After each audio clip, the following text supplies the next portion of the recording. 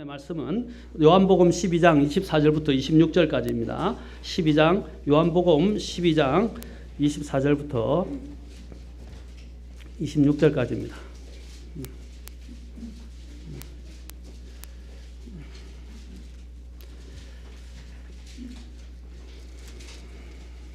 자, 24절부터 26절 다 같이 함께 봉독하도록 하겠습니다. 요한복음 12장 24절부터 26절 자, 같이 봉독하겠습니다. 시작. 진실로 진실로 내가 너희에게 이르노니 한 알의 밀이 땅에 떨어져 죽지 아니하면 홀로 남거니와 죽으면 많은 열매를 맺느니라.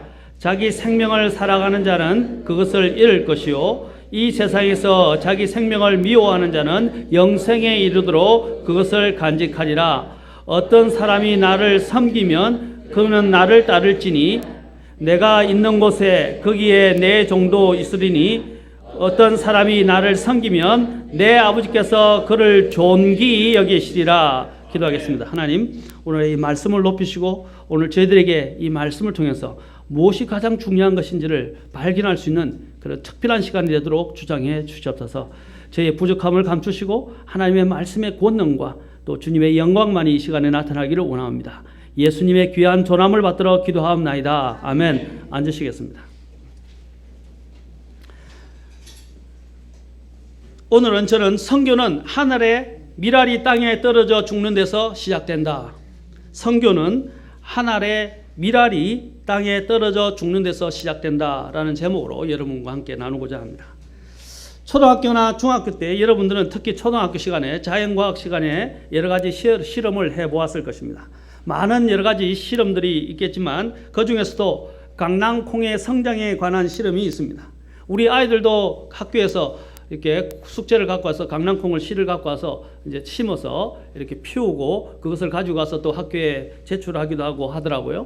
그래서 집에서 흔히 볼 수 있는 이런 강낭콩 서너 알을 화분에다 심어 놓고 물을 주어서 콩이 어떻게 성장하는가 관찰하는 실험인데 흙을 잘 덮어주고 매일매일 물을 주고 또한 햇볕도 씌워줍니다. 이런 베란다 같은 데 놔놓고 아침에 일어나면 싹이 나왔는지 확인하는 일이 하루에 일가가 우리 회원이도 그러다 매 싹이 났는지 와서 매 보더라고요. 지극정성으로 보살피더라고요. 그러다가 어느 날 아침 아주 경이로운 장면을 발견하게 되었습니다. 무엇인가 뭉퉁한 것이 땅으로부터 올라왔는데 온통 흙으로 덮여 있었지만 파란 것이 분명 강낭콩 새싹이었습니다. 많은 시간이 지나서 어느 정도 흙이 단단해졌을 텐데도 그 어린 새싹은 그 단단한 땅을 뚫고 세상에서 고개를 내밀었던 것입니다. 그래서 새싹은 무럭무럭 자라게 됐고 줄기가 길어지고 이파리도 넓어져서 마침내 긴 강낭콩 열매들을 매달게 되었습니다. 예수님께서 오늘 말씀을 통해서 한 알의 밀이 땅에서 떨어 죽지 아니하면 한 알 그대로 있고 죽으면 많은 열매를 맺느니라 하셨습니다. 예수님께서 오늘 농사의 비유를 통해서 어떻게 생명의 역사가 있을 수 있는가를 가르쳐 주신 말씀이 있습니다. 한 알의 밀이 떨어져 죽어야만이 생명의 역사가 일어난다는 것입니다. 그런데 한 알의 밀알이 땅에 떨어져 죽는데 어떻게 새로운 생명의 역사가 있을 수 있습니까? 사람들은 땅 위로 올라온 새싹에 관심을 두고 그것을 지켜봅니다. 그러나 우리 주님께서는 우리가 숙고해야 할 진리의 사실들을 말씀해 주셨습니다. 곧 땅 아래 묻힌 씨라는 것입니다. 바로 그 강낭콩이라는 것입니다. 그 씨를 주님께서는 주목해 보셨습니다. 아까 봤지만 짐 엘리엇의 죽음을 사람들은 낭비고 헛된 일이었다라고 생각합니다. 젊은 앞길이 많이 남아있고 창창한 사람들의 생명이 5명의 생명이 고귀하게 죽어갔습니다. 그래서 사람들은 세상 사람들은 생각하기를 그들은 낭비했다고 생각했습니다. 그것은 낭비가 아니었습니다.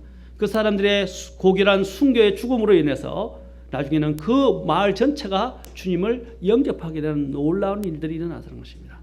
그 생명은 결코 그들의 죽음은 헛된 것이 아니었다는 것입니다. 하나님께서는 오늘 주님께서는 이 말씀을 통해서 우리로 하여금 땅 아래에 묻혀있는 씨를 보기를 원하십니다. 씨가 땅속에 묻혀 심겨져야만이 놀라운 일이 일어난다는 것입니다. 주님은 그것을 뭐라고 말씀하셨습니까? 죽는 것이다 라고 말씀하셨습니다. 꼭 저는 생명을 내놓는 죽는 것을 말하는 것은 아닙니다. 씨가 죽지 않으면 아무런 일도 일어나지 않습니다. 반드시 죽어야만 새싹이 나서 자라게 되고 열매를 맺을 수가 있게 됩니다. 로마서 6장에 보시면 6장 3절부터 사도 바울이 침례의 의미를 설명하면서 뭐라고 말합니까? 사람이 어떻게 해요? 이제 죽음으로 신겨졌으면 이라고 되어 있어요. 죽음으로 신겨졌으면 이라고 하는데, 자, 이 죽음과 신겨지는 것을 동일시 여기고 있다는 것입니다. 마찬가지로 오늘 여기서 주님께서 말씀하시는 이 죽음이라는 것은 바로 한 사람이 자기 자신을 버리고 자기 자신을 완전히 어떤 것들 목적을 위해서 희생하는 것을 말하는 것입니다. 반드시 죽어야만이 새싹이 나서 자라고 열매를 맺을 수 있습니다. 오늘 전에도 말씀드렸지만 이상한 경제적인 법칙들이 오늘 이 교회 안에 들어왔어요. 실용주의가 교회 안에 들어갔어요. 여러분, 교회는 실용주의적으로 이루어지는 것이 아닙니다. 계산으로 이루어지는 것이 아닙니다. 교회는 믿음으로 이루어지는 것입니다. 그런데 많은 사람들이 실용주의 개념을 가지고 교회에 적용을 하려고 합니다. 그리고 사람들은 자신들이 하나님 앞에 드리지도 않고 희생하지도 않고 하나님이 나에게 주신 은혜에 보답하는 이러한 과정, 헌신의 과정도 없이 하나님께서 나에게 복을 내려주시고 또 나를 풍성하게 해주시고 내 기도에 응답해 주시기를 원한다는 것입니다. 그것은 잘못되어진 것입니다. 그런 경제적 관념을 버리십시오. 경제 전에도 말씀드린 경제는 뭘 강조합니까? 적게 투자하고 많은 것을 거두는 것을 이야기합니다. 그러나 주님은 심은 대로 거둔다고 말씀하셨어요. 오늘 여기서 주님께서 말씀하신 것도 마찬가지입니다. 자기를 희생하고 드리는 과정이 없이 하나님의 것들을 여러분이 누리고 또 하나님이 우리에게 주실 많은 복을 누릴 뿐 아니라 생명을 볼 수 있다라고 생각해서는 안 된다는 것입니다. 여러분의 인생을 드리는 문제를 한번 생각해 보십시오. 하나님께서는 자신의 생명을 주셨어요. 그런데 나는 주님을 위해서 무엇을 드렸습니까? 자신의 생명을 드리는 사람이 어리석게 보일 수도 있습니다. 그러나 그것은 결코 어리석은 것이 아닙니다. 오늘 이 말씀은 특별히 예수님께서 이 말씀을 통해서 두 가지에 대해서 말씀하신 것입니다. 첫째는 예수님 자신에 대해서 말씀하신 것이고, 둘째는 그분을 따르고 믿는 신자들에 대해서 말씀하신 것입니다. 첫 번째 부분을 우리가 한번 살펴봅시다. 이 말씀은 특별히 먼저 예수님 자신에 관해서 예수님께서 말씀하신 것입니다. 특히 12장 32절부터 33절을 보십시오. 주님께서 그것을 해석해 주십니다. 자, 32절부터 33절 보십시오.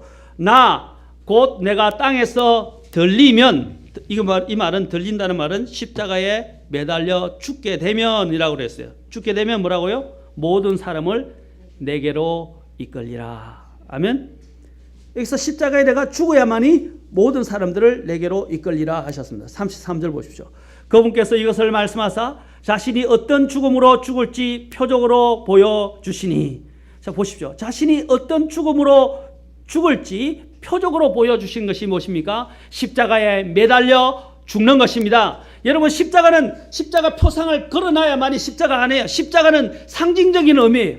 원래 십자가는 어떤 것을 말하는 것입니까? 저주를 상징하는 것입니다. 형벌을 상징하는 거예요. 그러나 그 하나님은 그 십자가의 형벌과 저주를 통하여 우리를 구원하기를 기뻐하셨고 자신의 생명을 주심으로 말미암아 우리를 구원하시기를 기뻐하셨다는 사실입니다. 하늘의 밀알이 많은 열매를 맺기 위해서 땅에 떨어져 죽은 것처럼 예수님께서도 많은 사람을 구원하시기 위해서 십자가에서 죽으시고 장사되셨던 것입니다. 예수님께서 죽으신 것은 여러 가지로 나눠 살펴볼 수 있습니다. 특히 빌립보서 2장 8절부터 11절을 읽어보면 그 단계들을 우리는 볼 수 있습니다. 빌립보서 2장 8절부터 11절까지 잠깐 보겠습니다. 빌립보서 2장 8절부터 11절. 자, 여러분의 더 이해를 돕기 위해서 자, 우리로 하여금 도전하는 말씀을 주십니다. 5절부터 보겠습니다. 5절부터 11절까지. 너희 안에 이 생각을 품을지니, 이 생각을 품고 있으라 말입니다. 어떤 생각입니까? 곧 그것은 그리스도 예수님 안에도 있던 생각이다 이 말입니다. 자, 예수님 안에 있던 생각이 어떤 것이요? 어떤 생각? 그 생각을 우리도 가져야 한다고 말합니다. 자, 6절. 그분은 하나님의 형체로 계심으로 하나님과 동등함을 강탈로 여기지 아니하셨으나 하나님과 동일한 하나님이셨다는 것입니다. 그런데 스스로 어떻게 됐어요? 무명한 자가 되사 자기 위에 종의 형체를 취하시고 사람들의 모습이 되셨으며 사람의 모양으로 나타나사 자기를 낮추시고 죽기까지 순종하셨으니 곧 십자가의 죽음이라. 그러므로 하나님께서도 그분을 높이 올리시고 모든 이름 위에 있는 이름을 그분에게 주사 하늘에 있는 것들과 땅에 있는 것들과 땅 아래에 있는 것들의 모든 무릎이 예수라는 이름에 굴복하게 하시고 또 모든 혀가 예수 그리스도는 주시라고 시인하여 하나님 아버지께 영광을 돌리게 하셨느니라. 첫째, 여기에서 보면 주님은 어떻게 하셨습니까? 바로 하나님과 동등한 분이셨으나 스스로 무명한 자가 되셨다라고 말하고 있습니다. 여기서 주 예수님은 어떤 분이셨습니까? 하나님이셨습니다. 그분은 만왕의 왕이요 만주의 주셨습니다. 그러나 그분은 어떻게 됐어요? 스스로 자신의 모든 권리와 영광을 내려놓으시고 이 땅에 무명한 자가 되셨다는 것입니다. 이름 없는 자처럼. 그래서 그분이 태어나실 때 바로 지난 시간에 우리가 살펴본 구유에서 태어났어요. 소와 말이 먹는 그 지푸라기나 그들의 먹이를 놓아두는 그 구유에서 예수님이 태어나셨어요. 이 얼마나 비참한 탄생입니까? 그분은 만왕의 왕이고 만주의 주 되시는 분이십니다. 이 전체 우주를 만드신 분이 그리고 주관하시는 분이십니다. 그런데 그분이 그 모든 영광을 버리시고 구유에서 태어나셨습니다. 얼마나 감사한 일입니까? 누구 때문에? 저와 여러분을 위해서 그렇게 하셨다는 것입니다. 그분은 하나님이셨습니다. 거룩한 천사들의 심없는 찬양 소리와 영광 속에 계셨던 하나님이셨습니다. 세상의 어떤 슈퍼스타도 그분의 영광과 명성에 비하면 악취나는 그런 냄새, 누더기에 불과합니다. 주님은 온 우주 만물의 찬양을 받기에 합당하신 분이셨습니다. 그런데 그런 분께서 스스로 무명한 자가 되셨던 것입니다. 예수님께서 태어나신 것을 생각해 보십시오. 우리는 그렇다면 이 말을 잘 이해할 수 있습니다. 예수님께서 태어나신 것도 냄새나는 말구유였다는 것입니다.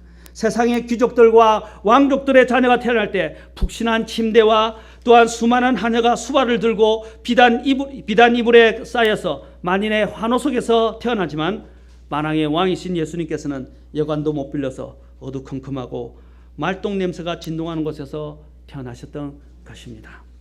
오늘날 보십시오. 아이들 태어날 때 얼마나 좋은 곳에서 태어나요? 병원에서 아주 편안하게 태어나죠.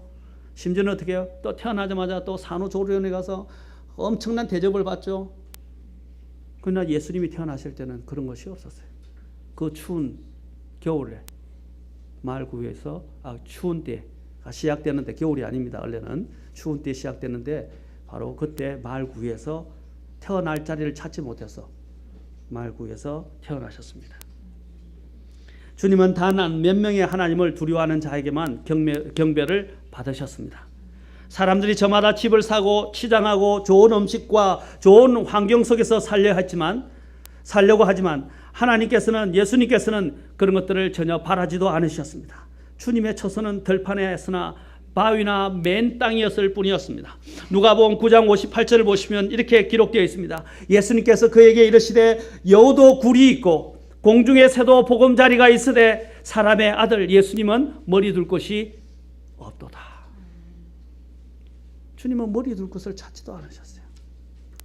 얼마나 공고하고 어려운 인생을 사셨습니까? 예수님은 항상 가장 낮은 모습으로 오셨으며 계속 낮은 모습으로 사셨습니다. 이 땅에 계시는 동안 자신의 뜻대로 사시지 않으셨다는 것입니다. 저희 아버님이 항상 좋은 것만을 찾아가셨어요. 그래서 차도, 선친께서 계실 때는 차도 늘 좋은 걸 타셨어요. 나올 때마다 새 거를, 전자제품도 새 것, 휴대폰도 새 것, 굉장히 첨단을 걷는 분이셨어요.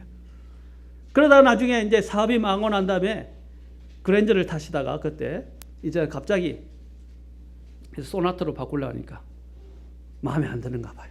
소나타가 처음에 카렌스, 처음 나오는 카렌스, 구카렌스를 타셨어요. 굉장히 불편하셨는가 봐요. 그걸 어쩔 수 없었죠. 마찬가지입니다. 모든 상황이 좋다가 나빠지면 상당히 힘든 일입니다. 저희도 집이 좀 더 넓은 데 있다가 여기 오니까 도저히 감당이 안 되더라고요. 그래서 좁은 집으로 갔는데 집을 많이 버렸어요. 그리고 좁아지고 불편한 게 한두 개가 아니더라고요.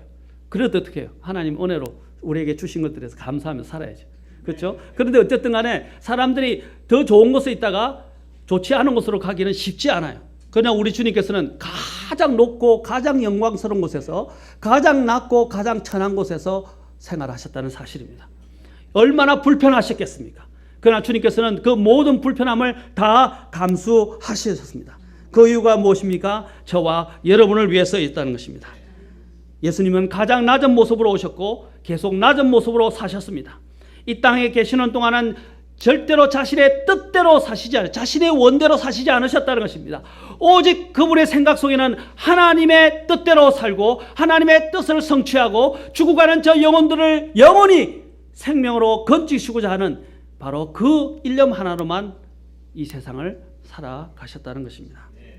두 번째로 주님은 죽기까지 순종하셨습니다. 주님이 죽으신 죽음은 참으로 의로운 죽음이었지만 한편으로는 고독하고 참담한 죽음이었습니다. 전쟁 영웅들은 죽은 후에 국민들이나 사람들에게 칭송을 받지만 예수님이 돌아가셨을 때 죽음을 애도하는 사람들은 소수에 불과했고 많은 사람들이 도망갔습니다.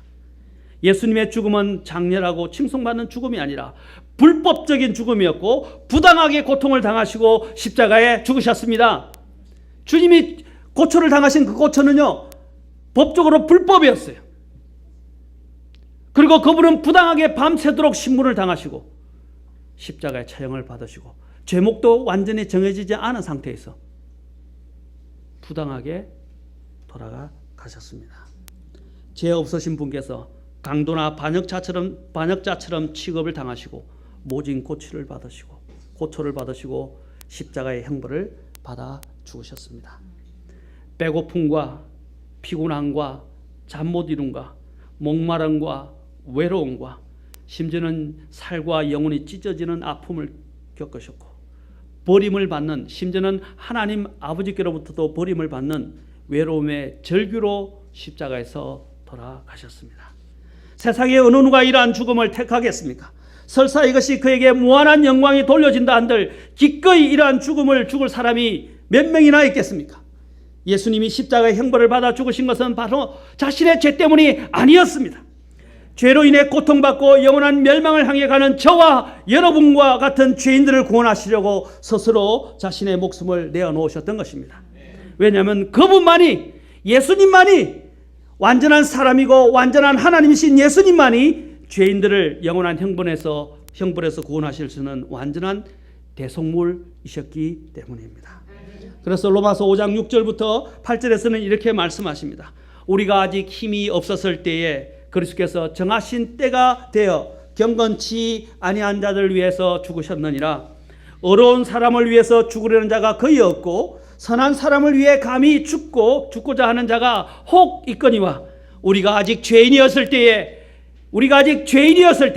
그리스도께서 우리를 위해 죽으심으로써 하나님께서 우리를 향한 자신의 사랑을 당당히 제시하시느니라. 예수님께서는 하늘의 미랄이여 기꺼이 죽으셨습니다. 예수님은 죽으시려고 이 땅에 오신 것이었습니다. 주님이 죽으시고 난 뒤에 얻는 수많은 열매들을 간절히 사랑하셨기 때문에 죽으셨던 것입니다. 그래서 요한복음 오늘 읽었던 12장 32절에서 나 곧 내가 땅에서 들리면 모든 사람을 내게로 이끌리라. 이 얼마나 위대한 선언입니까? 바로 저와 여러분을 생각하시면서 예수님은 그 비참하고 고통스러운 대속의 죽음을 기꺼이 받으신 것입니다. 저와 여러분이 지옥 불 속에서 아우성 치는 것을 원치 않으셨기 때문에 주님은 몸소 땅의 심장부에 있는 지옥까지 가셨습니다. 마태복음 12장 40절에서는 이렇게 말씀하십니다. 요나가 밤낮으로 사흘 동안 고래 뱃속에 있었던 같이 사람의 아들도 밤낮으로 사흘 동안 땅의 심장부에 있으리라. 바로 요나의 표적 위에는 보여줄 것이 없었던 것입니다. 사도행전 2장 31절에서 베드로는 이렇게 말합니다. 그리스도의 부활에 대하여 말하기를 그의 혼이 지옥에 남겨지지 아니하였고 그의 육체도 썩음을 보지 아니하였으리라. 시편의 구절을 인용하면서 주님께서 지옥에 남겨지지 않았다고, 지옥에 가셨다고 말하고 있습니다. 그분은 죄도 없으셨어요. 그런데 그분이 왜 지옥에 가야 했습니까? 그분이 지옥으로 감으로 말미암아 저희들을 영원한 생명을 얻게 하고 천국에 가게 위해서 그분이 스스로 목숨을 내어놓으신 것입니다. 자신이 하나님의 미랄이 되어 죽어서 수많은 사람들의 생명을 살리기 위해서, 구원하시기 위해서 자신을 기꺼이 희생하신 것입니다. 예수님께서 말씀하셨습니다. 진실로 진실로 내가 너에게 이르노니 하늘의 밀이 땅에 떨어져 죽지 아니하면 홀로 남거니와 죽으면 많은 열매를 맺느니라.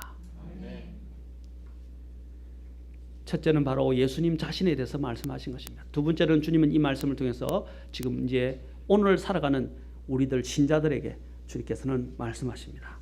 고린도후서 5장 13절부터 18절까지 우리 한번 보도록 합시다. 고린도후서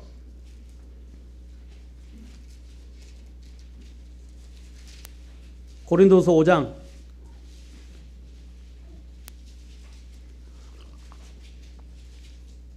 13절부터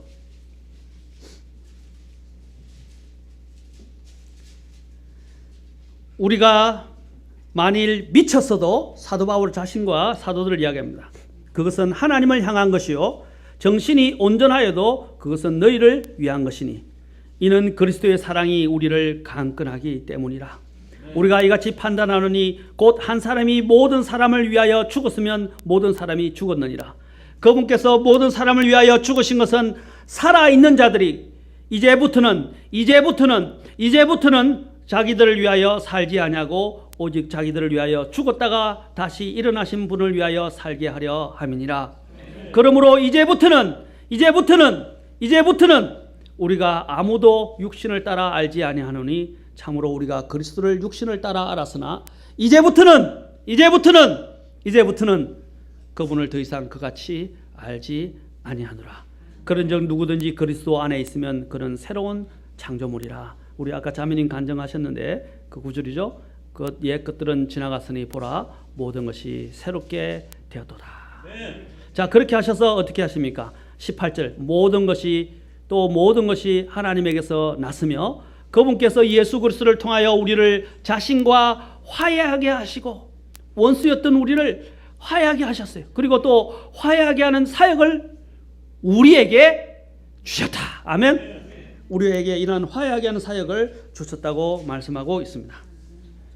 그래서 사도 바울이 고린도후서 4장을 다시 가보시죠. 4장 10절에서 이렇게 이야기합니다.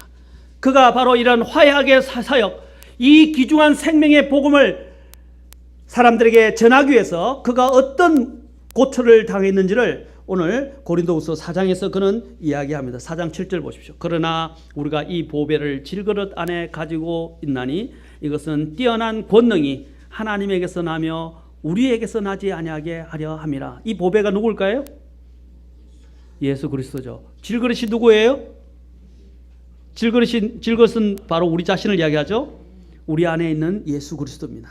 자, 그래서 뛰어난 권능이 하나님에게서 나며 우리에게서 나지 아니하게 하려 함이라. 자, 우리가 사방에서 고난을 당하나 괴로워하지 아니하며 난처한 일을 당하나 절망하지 아니하고 핍박을 받으나 버림받지 아니하며 거꾸로 뜨림을 당하나 망하지 아니하고 우리가 항상 자 10절부터 12절까지 같이 읽도록 합시다. 자, 시작. 우리가 항상 주 예수님의 죽으심을 몸에 짊어짐은 예수님의 생명 동안 우리 몸에 나타나게 하려 함이라. 살아있는 우리가 예수님으로 인하여 항상 죽음에 넘겨짐은 예수님의 생명 또한 우리의 죽을 육체 안에 나타나게 하려 함이라. 그런즉 이처럼 사망은 우리 안에서 일하고 생명은 너희 안에서 일하느니라. 사람은 결코 하나님의 열매를 맺을 수 없습니다. 온통 육체로 가득한 행위의 더러운 열매들을 낼 뿐입니다. 여러분은 꽃은 꽃인데 악취가 나는 꽃을 보신 적이 있습니까? 식물원에 가보면 무슨 시궁창 같은 냄새, 아주 이런 더러운 냄새들이 진동하는데 도대체 어디서 나는가 보면 외국 열대 지방에서 나는 거대한 꽃이 주범이었습니다. 저 그 꽃의 이름을 모르겠습니다. 지금 잃어버렸습니다. 우리가 분명 꽃이라면 생명의 향기를 내야 합니다. 그러나 악취를 낸다면 누가 그 곁에 갈 것이며 꺾어다가 병에다 꽂아서 둘 사람이 어디 있겠습니까? 그리스도인들이 자기가 살아있는 것처럼 육신의 욕망에 사로잡혀 살아간다면 그 그리스도인은 그리스도인에도 불구하고 악취가 나는 육적인 그리스도인이 되는 것입니다.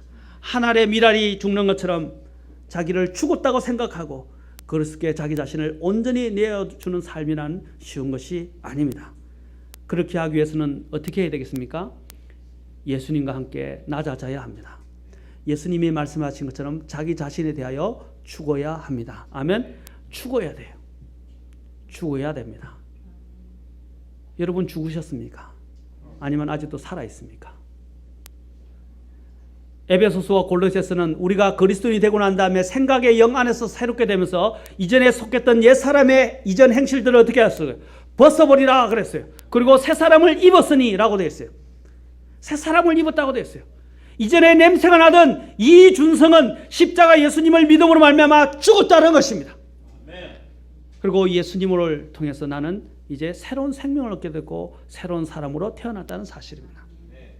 그런데도 아직도 나는 예수님을 믿었다고 하는데도 이전에 냄새가 나는 옛사람에 속한 이준성이 계속 할부하고 걸어다닌다면 무슨 향기로운 냄새를 낼 수 있겠습니까? 여러분 이것은 중대한 선언입니다. 기독교의 핵심 진리입니다. 여러분이 정말 하나님을 위해서 하나님이 나를 위해서 놀라운 이런 희생을 치러 주신 것을 안다면 이제는 내가 예수님 안에서 예수님과 함께 믿음으로 죽어야 한다는 것입니다. 예수님을 믿을 때 우리는 영적인 침례를 받습니다. 어떤 침례입니까? 예수님과 함께 죽었고 장사되고 부활했다는 사실입니다. 아멘. 영적인 침례를 받아요. 그게 성령 침례예요. 그러나 두 번째 우리는 지역 교회에 들어가면서 물 침례를 받습니다. 물 침례를 이것은 보이지 않는 하나님 주님의 교회에 우리가 구원을 통해서 영적인 침례를 통해서 들어갑니다. 믿음을 통하여. 그러나 이제 이 보이는 주님께서 주신 지상에 있는 이 교회에 우리는 침례를 통해서 예수님의 지역교회, 주님의 몸된 지역교회에 참여하게 되는 것입니다. 그런데 그 침례는 무엇을 말하는 것입니까? 침례를 받는 것은 무엇을 말하는 것입니까? 내가 첫째는 죽었다는 것입니다. 예수님을 믿는 믿음으로써 내가 내 자신에 대해서 죽었다는 것을 선언하는 거예요. 그런데 죽었다고 선언해놓고 주님 앞에 들어왔는데 아직도 살아있어요. 그러면 열매를 못 맺는다 이 말입니다. 사랑하는 성도 여러분, 우리는 죽어야 합니다. 죽어야만이 아까 뭐라고 했어요? 많은 열매를 맺을 수 있다고 그랬습니다. 나는 죽어 있습니까? 아니면 온갖 내 육신의 정욕과 내가 하고자 하는 그 뜻을 이 땅에서 원대하게 성취하려고 발버둥 치고 있습니까? 내 안에 있는 이 육신을 만족시키기 위해서 육신의 배를 채우고 육신의 정욕들을 채우고 있습니까? 사랑하는 성도 여러분, 짐 엘리엇이 어리석은 사람이었습니까? 5명의 그 선교사들이 어리석은 사람이었어요? 아까 뭐라고 그랬습니까? 잃어버릴 수 없는 것을 위해서 지킬 수 없는 것을 버리는 사람은 결코 어리석은 사람이 아니라 그랬습니다. 사랑하는 성도 여러분, 여러분들이 지혜 있는 사람, 정말 하나님의 권능을 가지고 하나님 주신 생명력 있게 살아가는 저와 여러분이 될 수 있기를 바랍니다. 그러기 위해서는 먼저 자기 자신에 대하여 죽음을 선언해야 합니다. 오늘 여기서 주님께서는 교회의 부흥을 위해서도 또 우리의 자신의 삶의 생명을 위해서도 우리 자신이 죽어야 한다고 말하고 있습니다. 세상의 영화보다 비록 부족하지만 하나님의 영광을 위해서 살아갈 수 있겠습니까? 다른 형제 자매를 섬기면서 겸손해하며 자신은 부족하다고 말할 수 있겠습니까? 많은 영혼을 구령하기 위해서 나의 자존심을 내가 원하는 내 뜻을 꺾어버릴 수 있겠습니까? 교회의 부흥을 위해서 나의 시간과 노력을 기꺼이 주님께 내어드릴 수 있겠습니까? 여러분, 한 알의 밀이 땅에 떨어져 죽는 일이 참으로 어려운 일임은 분명하지만 그러나 죽게 될 때에 많은 열매를 얻을 수 있다는 것입니다. 하나님께서 기대하시는 생명의 열매들을 맺을 수 있다는 것입니다.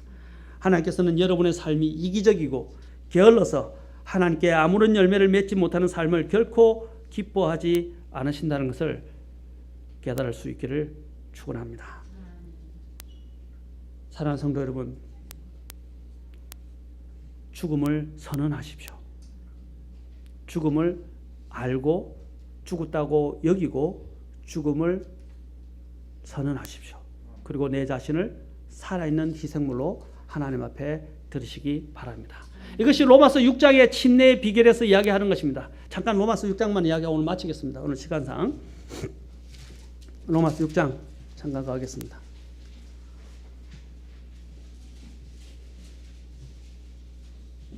6장 1절부터 보겠습니다. 그런즉 우리가 무슨 말을 하리요? 은혜가 넘치게 하려고 우리가 죄 가운데 거하겠느냐? 결코 그럴 수 없느니라. 죄에 대하여 죽은 우리가 어찌 그 가운데 더 살려? 뭐라고 돼 있어요? 우리가 죄에 대하여 죽었다. 그러면 죄에 대해서 반응해요, 안 해요? 안 하죠? 반응 안 해요. 시체 여기 여러분 죄송합니다. 시신을 갖다 놓고 시신을 바늘로 찌르고 송곳으로 찌르면 반응합니까, 안 합니까? 마찬가지로 우리가 죄에 대해 죽기 때문에 죄가 아무리 유혹하고 우리가 역사하려고 와도 어떻게 해요? 우리는 반응 안 한다 이 말입니다. 죽었다고 말합니다.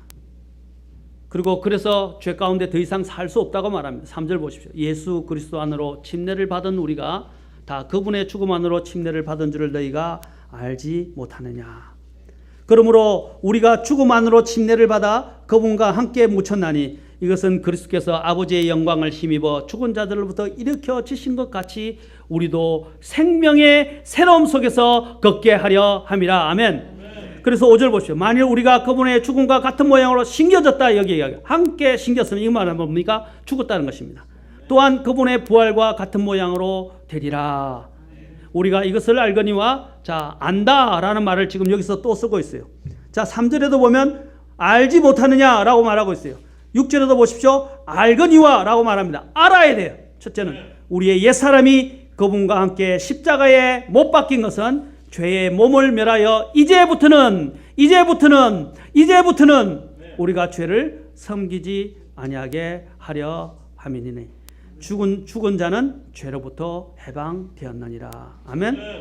자, 우리가 이제 죽었다는 것을 알아야 합니다. 그렇죠? 이제 알고 난 다음에 어떻게 해야 돼요? 두 번째로 11절 보십시오. 이와 같이 너희도 너희 자신을 죄에 대하여는 참으로 죽은 자요 하나님께 대하여는 예수 그리스도 우리 주를 통해 산 자로 어떻게 하라고요?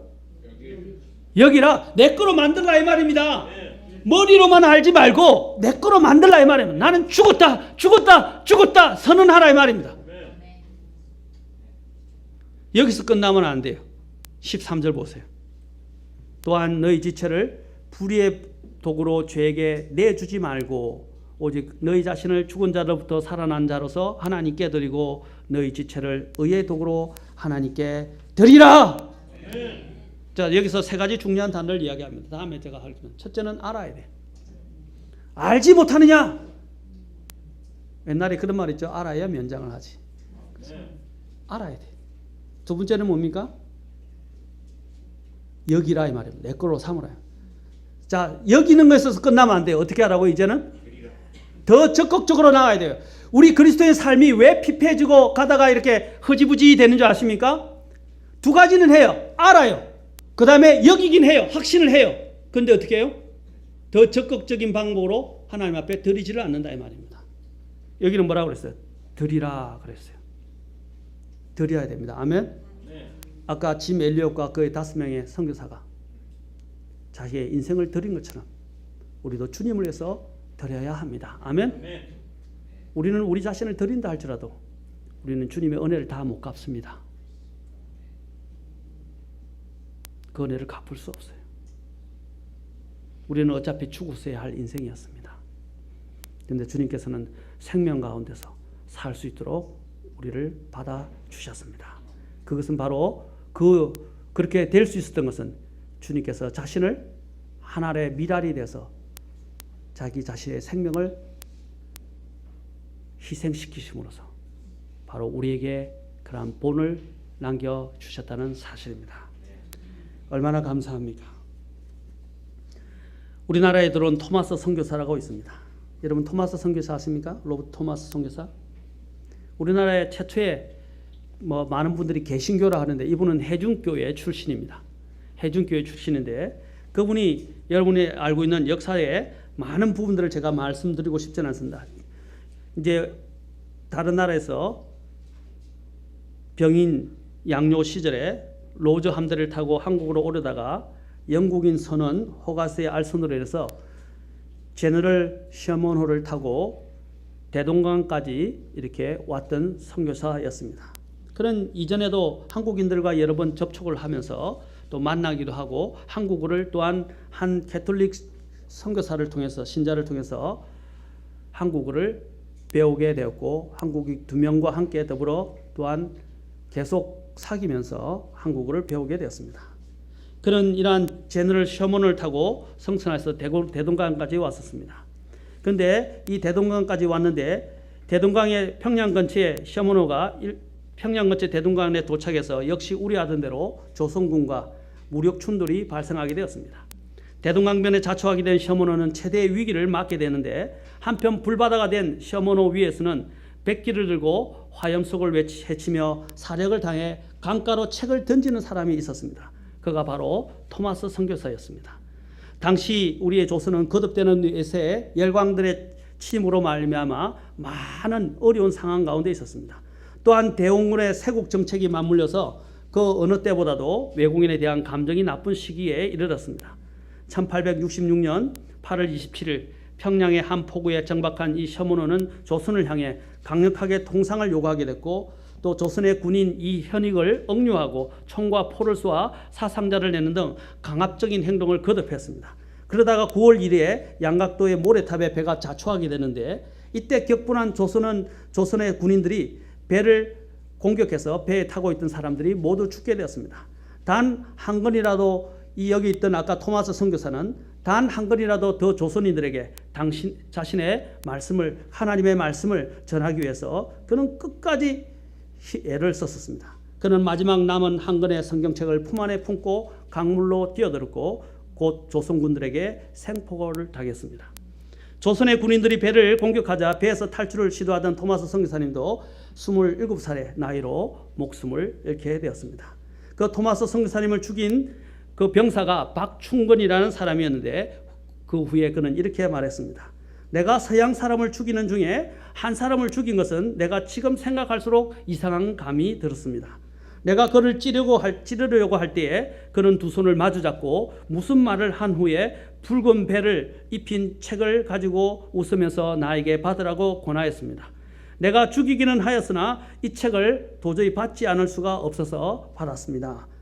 그러나 그의 순교는 아까 짐 엘리엇처럼 헛되지 않았습니다. 그가 도착했던 곳곳마다 성경을 전해받았던 한 사람이 예수님을 믿게 되었고 교회의 창설자들이 되었습니다. 그리고 무엇보다도 토마스를 처형하였던 그 군졸 박충건이 나중에 예수님을 믿게 됐고 후일에 그의 조카가 선교사를 도와서 성경 번역에 큰 기여를 하게 되는 일꾼이 되었다는 것입니다. 바로 이 토마스 선교사의 이 순교가 초석이 되어서 평양 복음화가 시작되게 된 계기가 됐던 것입니다. 이 얼마나 놀라운 일들입니까?